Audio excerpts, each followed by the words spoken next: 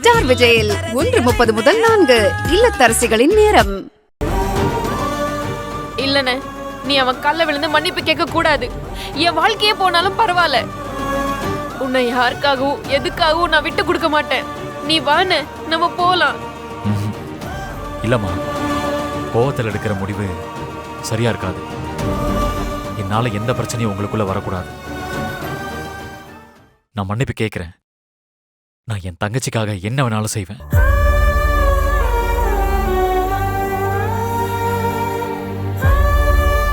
என்னடா பாத்துட்டு இருக்க? வா, தீபன் கால வந்து மன்னிப்பு கேளு வா.